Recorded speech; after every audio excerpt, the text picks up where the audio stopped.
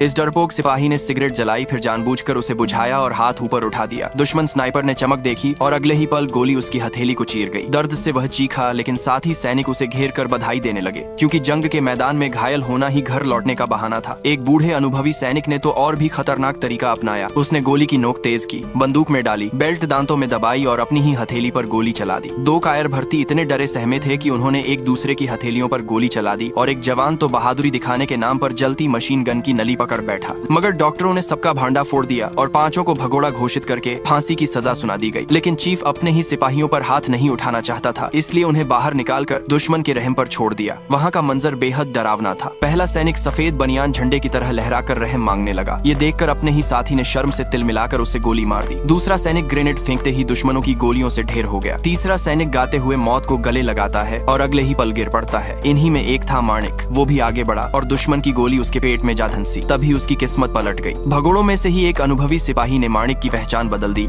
और उसे कंधे पर उठाकर फील्ड हॉस्पिटल पहुंचा दिया। मगर वहां भी आफत टलने वाली नहीं थी। जर्मनों का एक गोला अस्पताल की छत में अटका। नर्स से अनजाने में गलती हो गई। हाइड्रोजन से भरा गुब्बारा धीरे धीरे उसी गोले की ओर बढ़ गया। सब जान बचाकर भागना चाहते थे, लेकिन दरवाजे बंद थे। तभी अनुभवी सैनिक दौड़कर स्टील के कमरे में घुसा, दरवाजा बंद किया और रबर की चादरों के बीच छिप गया। अगले ही पल गुब्बारा गोले से टकराया और भीषण धमाका हुआ। पूरे अस्पताल के चिथड़े उड़ गए। वो सैनिक किसी तरह बच गया, लेकिन माणिक के सिर पर लगी चोट से उसकी याददाश्त चली गई। बाद में एक बूढ़ी औरत ने उसे अपने घर ले लिया। वक्त बीतते ही माणिक अपनी मंगेतर से मिला। जैसे ही नजरें मिली, औरत की आंखों से खुशी के आंसू बह निकले।